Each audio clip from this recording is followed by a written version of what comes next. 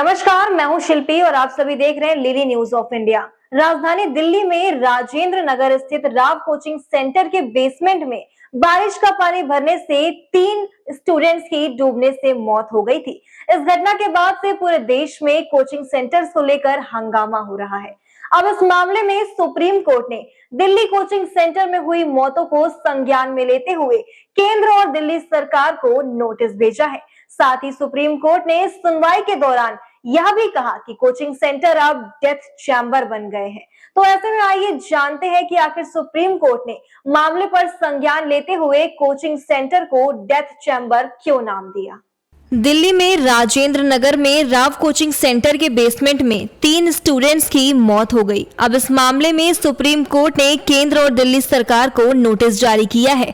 दरअसल कोचिंग सेंटरों में सेफ्टी के लिए गाइडलाइन बनाने को लेकर सुप्रीम कोर्ट का बड़ा आदेश सामने आया है।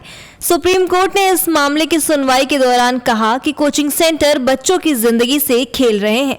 कोचिंग सेंटर तो डेथ चैम्बर बन गए हैं। साथ ही सुप्रीम कोर्ट ने केंद्र सरकार और दिल्ली सरकार से इस मामले से संबंधित कई सवाल भी किए। सुप्रीम कोर्ट ने सवाल करते हुए केंद्र, दिल्ली सरकार और एमसीडी से पूछा कि अब तक क्या सुरक्षा मानदंड निर्धारित किए गए हैं।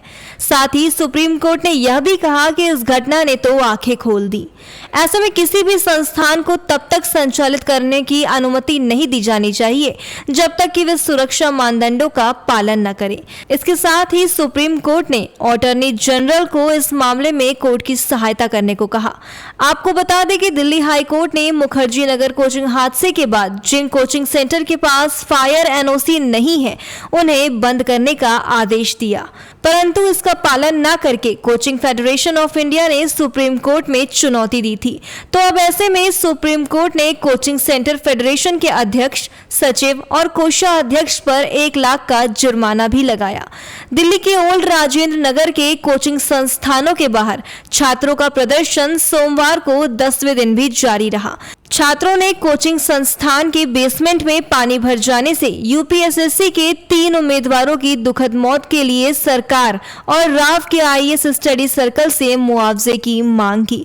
तो ऐसी ही तमाम खबरों से जुड़ने के लिए व उन्हें जानने के लिए देखते रहिए लिली न्यूज ऑफ इंडिया।